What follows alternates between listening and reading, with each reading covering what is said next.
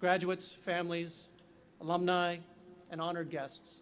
It's my great pleasure to introduce a leader who epitomizes inspiration, innovation, and corporate responsibility, a man who knows there's as much to be gained in the searching as in the finding, Eric Schmidt.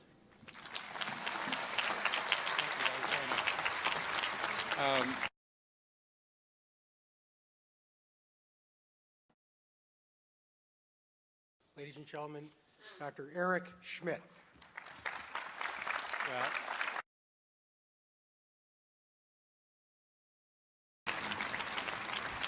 thank you for that. Let me begin by congratulating all the graduates. It's exciting. It's exciting to be graduating, and I especially want to congratulate the parents. And if you remember that they still need you, and maybe they'll now listen to you. And if you're not sure who I'm talking to, I'm actually talking to both the parents and the students. So congratulations to everybody. Thank you very much, President Cohen. I want to start by congratulating all the graduates, and I want to especially congratulate the parents. And for the parents, remember that the students will still need you, and maybe now they'll listen to you now that they've graduated.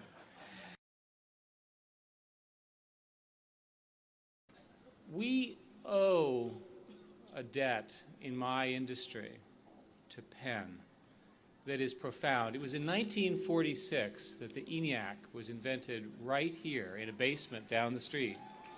And literally everything that you see, every computer, every mobile phone, every device, descends from the principles that were invented right here. This really is the center of my world.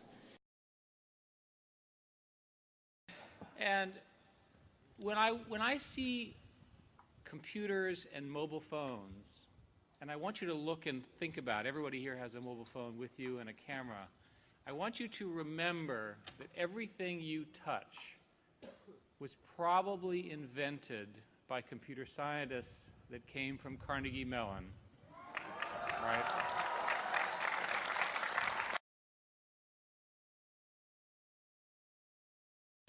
And now, 63 years later, 250 of your alumni work at Google. This is the most desirable place for us to hire interns anywhere in the world. And I can tell you that we know the quality of the graduates that I see before me are the best in the world. It is exciting to be part of this.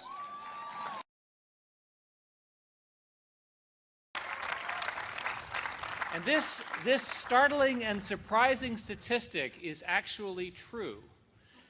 That in the 60s, much of what we know in modern computing was invented here by giants in my field. And I, as a young person, roughly your age, worked with people who seemed much older than me, in their 30s, who had come through that program, who ultimately came to develop the networks, the workstations, the personal computers, and the mobile computing that we use today. I was so impressed by what Carnegie Mellon had done for computer science that not only did I become a trustee for a while, but Google now has one of its very top-ranked development centers here right on campus, where we have, in many cases, the very best graduates and employees that we could possibly get. These are people who do amazing things as part of our underlying system, and they occasionally do interesting things as well that you wouldn't expect. They just released a product called StarDroid. You take your mobile phone, turn it toward the sky, and it tells you what the stars are doing. Right, how neat is that? Why is Carnegie Mellon the place that is so exceptional? I think it's because the culture is a culture of getting things done. It's not a purely theoretical culture. It's not a purely tactical culture. It's a culture that's about accomplishing things for the world. And that is true regardless of the division, the department, the college, the institute that you are part of and that you graduated from. Now, when I think about Penn, I think about the metaphor of resilience, of a culture that works, of a hunger to change.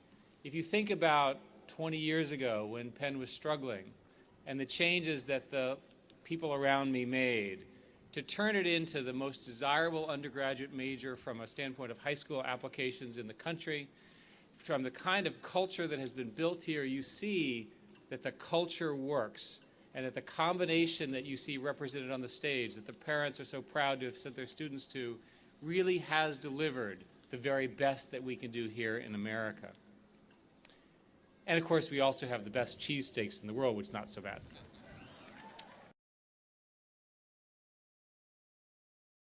So when I think about you all, I think about you as the Facebook and the Google generation. When I look at this group, I see the Google and Facebook generation. You'll find today that the best chance you will ever have is right now to start being unreasonable. But when you do, listen to me, be nice to your parents and true to your school. Good luck, and thank you very much. Thank you.